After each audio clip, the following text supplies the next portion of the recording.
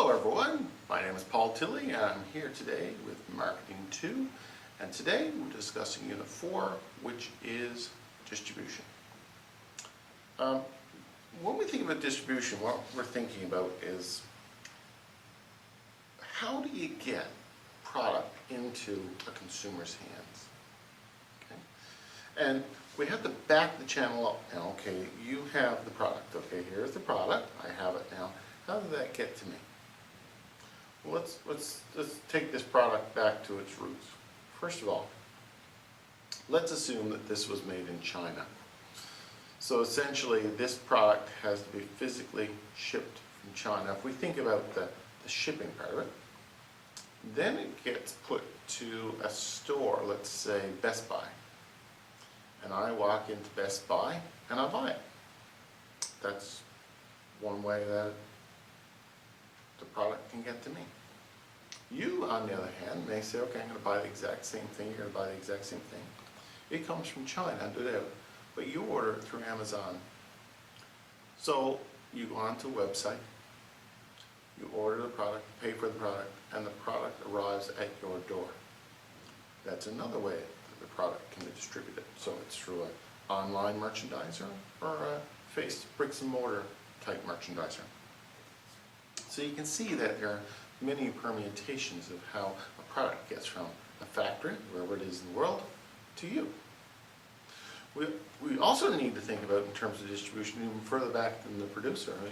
Let's say the product was made in China, but this is made of plastic, and plastic is made from oil. Oil is pumped out of the ground. So from the very source product, where does the oil come from? It comes off the Hibernia platform. It gets shipped to come by chance. It gets processed into a type of a product that is used to make polycarbonate or whatever type of plastic this is. So you can imagine that that oil from the platform gets routed through many types of manufacturers until it's actually made into a plastic that can be shipped to China, which can be molded into the shape we have here to be turned into a product that gets shipped to you. So we can think of distribution as really from the time it comes out of the ground to the time it comes to you. In terms of the terminology, we think of the words supply chain. A supply chain is really all the sources of supply. And if you think about this here, what products are in this? Well, plastic, certainly, and all the products that come from plastic. But if we look inside, if we were to tear it apart, you'd see a circuit board in there, and the circuit board has metal on it, let's say copper. Where does the copper come from? A different source. And if you look at the circuit board also has transistors and resistors in there that come from another manufacturer somewhere else. And the batteries inside it come from another manufacturer somewhere else. So there could be many, many points that a given product's original materials come from. So the supply chain, even though we use the word chain, it's really many links of a chain and many parts of chain that come together to form a product that you can buy. So it can get quite complicated. Because it gets so complicated, we really break the product down into two major sources of distribution. From the original source to the manufacturer is one, sourcing products, and from the manufacturer to us, the end user, which is another source. So let's take a look at that manufacturer to us one first. If we think about that, we're looking at something called channels of distribution. How does that product get to us? Some products go through a lot of what we call intermediaries, which are middlemen. So the manufacturer produces this in China. It gets sent to a wholesaler, some company that buys thousands of these cameras. And that company then distributes them to various retailers, Walmart, Best Buy, Amazon, and so on. So they get broken up and spread out. Then those each one of those retailers will sell it to people like you and me. So this leap, it's not a direct route from the manufacturer to us, it's a rather indirect route. In other words, it gets put through various intermediaries. Why does that happen? Well, it happens because intermediaries can provide a break of bulk that allows things to be spread out to different retailers, for example, so that you have more choice where you buy the product. But it also allows for a product to be sold with all the information and backup services and the like that intermediaries can provide. I'm just going to switch away from this now and think about your last car. Let's assume you're going to buy a car. Now the car gets set through a distribution system, a fairly direct one. The manufacturer sends a car to the retailer, and the retailer for cars are often dealerships like a General Motors dealership or a Toyota dealership or a Honda dealership. These dealerships buy directly from the manufacturer, so it's a fairly direct link to the manufacturer to the retailer, and you buy the car. Now, let's assume that retailer wasn't there in place and you bought the car directly from the manufacturer. You had a problem with the car. The car had a funny noise. How easy would it be for you to bring that car back to the manufacturer? It could be challenging if the manufacturer was halfway around the world. So what the retailer allows is for a number of benefits to us, the consumer. Even though we may pay more for it, the benefits come to us because the retailers are normally relatively close to us. So if we think about the various benefits that come to us, these middlemen allow some key benefits, and really we can break them down into three major types. First of all, there's transactional benefits. Transactional benefits mean they buy the product, sell the product, store the product, and do these sorts of things. So if you look at the car dealership, the cars are already on the lot. They've taken the effort to bring so many cars in so that you could really buy one fairly quickly. You don't necessarily have to wait to get it shipped in. They do that, they take a degree of risk because they bring a car in that may never sell. You know, maybe it's an odd color, maybe it's an odd car. They bring it in, they're taking some degree of risk. They sell it to you, meaning that you don't have to go all the way to the manufacturer to buy it. Saves you a lot of trouble. And they also provide things like information to you. So, you know, all of these wonderful things that allow us to find out about it. So you talk to the car dealership, and the dealership will give you all kinds of information onto the car. Not only will they provide information, they'll also provide financing for it. So these are known as facilitating functions that an intermediary often provides that helps you get the product that you need to buy. And I suppose when we think of the distribution channel, the main function that these intermediaries provide is logistical functions. They arrange the shipping of the product. They arrange all of the how to get it to you features. So these shipping, storing, sorting issues are all part of their role. And that certainly helps us as consumers. Now, so if we look at intermediaries, they also are so common that we really take them for granted. So let's take a look at next at some of the basic types of intermediaries. One of the ones that is becoming more and more common in our world is something called a vertical marketing system, where the intermediary is intricately intertwined with the manufacturer and you. So if we think about our vertical marketing systems, they come into three basic types. The first one is something called a corporate system. And a corporate system really means that each intermediary, from the manufacturer right down through the intermediaries to the retailer, the corporate system means that it's all owned by the same corporation. You think about Irving. Irving is a classic example of an Atlantic Canadian integrated manufacturer. Irving has a large refinery, the largest one in Canada, in St. John, New Brunswick. The product is shipped in from where the oil is purchased, and it's often shipped on a ship that is owned by Irving.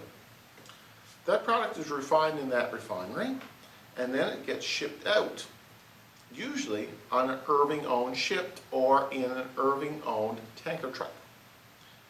It's shipped out and it goes to one of the hundreds of Irving gas stations that we find across Atlantic Canada. So you can pull up to an Irving gas station and buy gas and put it in your car.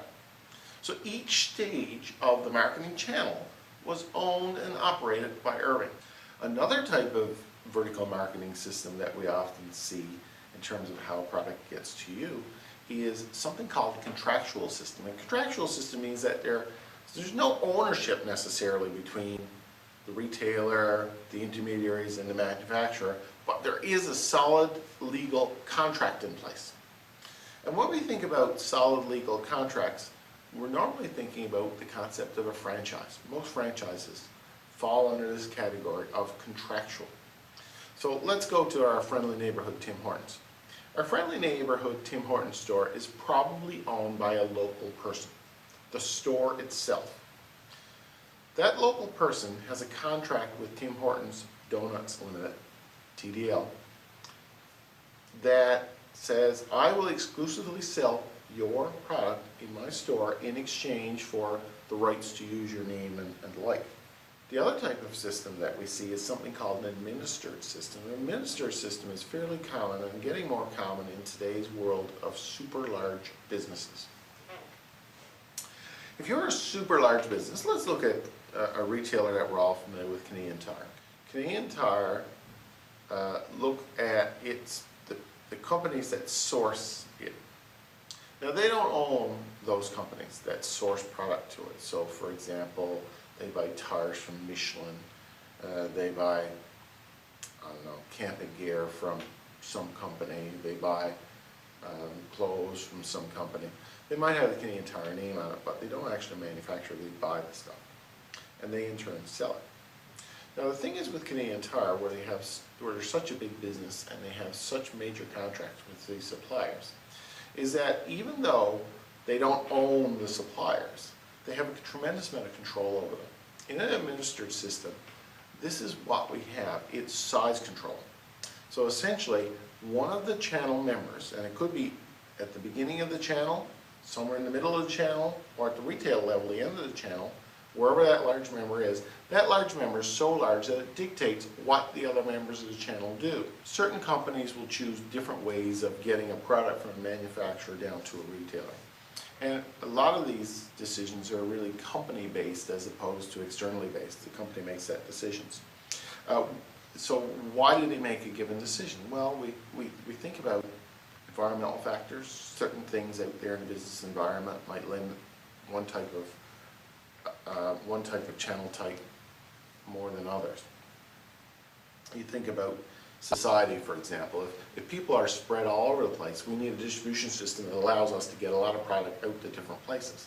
So a longer channel with more intermediaries allowing the product to spread more works better. However, if you've got a very concentrated group of buyers that are in one area, you don't need a very extensive marketing channel to reach all of them, so a fairly direct route might work better. So that's what we mean by environmental factors. In terms of consumer factors, consumers expect certain things. When you buy a car, for example, you expect to be able to get a service. So that type of retail atmosphere, so it doesn't need to be a long channel for a car manufacturer, but they certainly need a retailer. I haven't seen, and we may not see anytime soon, a car that you can buy online. Now, yeah, to be truthful, you might say, okay, I can buy a car online. But the fact of the matter is you're going to want to get that car serviced. So you're going to need some company there to support you somehow or another in that process. And those consumer factors really dictate that car sales are normally through some sort of a local retail outlet. Product factors also come into play. You know, certain products lend themselves to long marketing channels. Mars bars. You want to buy a Mars bar, for example. You go into any little store in Newfoundland, rural Newfoundland, and you can probably find a Mars bar. So there's a wide distribution. So those type of products certainly need longer marketing channels. Other products can do nuclear reactors. Can do nuclear reactors, very specialized product. They cost billions of dollars. It's not as if you or I are going to go buy one. It's not as if many power companies are going to go buy them. So what is the purpose of having a long marketing channel with many intermediaries? No, there's no need of that. Usually it's a fairly direct channel for those type of products. So you go right to the manufacturer to look for that product. Company factors also come into play, and that's where a company decides, no, we're going to do it our way. LOB is a classic example. You know, they sell outdoor clothes, and they've decided, no, we're not going to have too many stores. We're going to do most of our stuff through mail order or online shopping today. So they've just made a conscious decision to do that. So ultimately, it comes down to a company looking at its marketing channel and saying, what is the best channel for us to maximize our profits and maximize customer satisfaction? That's generally what companies tend to do whenever they select a marketing channel. We also talk about physical distribution and logistics. Physical distribution is getting the product out. Logistics is looking at this whole 9 yards from the time the oil is pumped out of the ground until the time that you buy that. So logistics is really important in the world today for manufacturing because it's the spot where they're finding cost advantages. Now, companies who have a very good logistics system cut the cost of transportation and increase their profitability. So it's kind of like the last bastion now of how we can increase our profits. So a lot of companies will look at their supply chain and say, how can we get the most economies at each level of that chain? And really, you know, it really depends on a bunch of things. We're looking at the number of items that go into a product, how heavy those products are, how big those products are, how easily transported those products are, if it's perishable. If you look at a given product, you want to know how many material supply points we have for a given product. Some not too many, some many. A number of manufacturing points, how many places are required to put this thing together, is it very centralized or very spread out? And number of consumption points, are people buying this all over the world or are people just buying this in one area? That's going to affect how the logistics system works. So these are all very important concepts with regards to moving and storage. Good logistics systems are very important for companies. The final thing that we look at in this unit is this issue of logistical functions. Each one of these are important, as I say, so they've kind of broken it down into 4 major areas. The first area deals with transportation. How do we ship a product? And when we think about transportation, we need to consider what's the most effective means of transportation. How fast do you need it? How heavy is it? How much does it cost? These sorts of things come into transportation. So companies are always looking at what's the best transportation route. If we look at transportation, you think about, well, there's air, there's water, there's road, there's trains, there's pipelines. There's only so many sources of transportation, and we got to evaluate which one it works best. Air is very good for getting products here very quickly, but it's very expensive. Pipelines are very good for certain types of products. Oil, probably not so good for other types of products, such as rocks. How can you put a rock through a pipe? Railways are very good at carrying heavy products, you know, and they get to most places in Canada, but if you're in Newfoundland, you might be hard-pressed to use a railway because there's no railways on the island of Newfoundland. Road transportation is great if you want to get a product somewhere. There are limits on how much you can carry on a truck. 30,000 pounds on a trailer is the maximum. So if you got a product that's more than 30,000 pounds, you're probably going to have to find another way to ship it. So these are all issues that companies need to look at. If we're going to ship this product, what is the most effective and efficient way to do it? We also think about warehousing and materials handling as another important component of logistics. We need to have some storage capacity. Now, we don't make any money storing stuff, but storage is a good hedge against downtime, strikes, interruptions, these sorts of things. So we've got a lot of stuff in supply. It allows us to keep our system going. So some companies, keeping the system going is very important. For example, hospitals will always have a big supply of blood in house because if there was an accident, you need a lot very quickly. Is it perishable? Yes. So we got to find some balance between enough and not enough. In today's world, just-in-time inventory has crept into the play, where companies have realized that keeping stuff stored is very expensive, and transporting is expensive too. So trying to find a proper balance for maximum profitability and maximum reliability is always a bit of a challenge. Another thing that has come up in terms of logistics, a third major issue, is order processing. How can we efficiently process orders? Now, if we do it by hand, you can imagine that there's a lot of work involved in processing an order. If we use a computer, it cuts down the work, and if we computerize systems, it costs money to do that, takes effort, so we got to find a balance. What is the best type of system for order processing? And inventory management. Inventory, as I say, is very expensive because it's just sitting there. What happens if it gets damaged? What happens if it perishes? What happens if it needs to be cooled? What happens if it needs to be fed? These sorts of things come into play whenever we have inventory issues. So the goal of inventory management is to keep the cost down, whereas keeping the quality of the product up. And that is always a challenge for companies. So those are the major things that I want you to look at in that section there on marketing channels and logistics. If you have any questions, let me know. Thanks.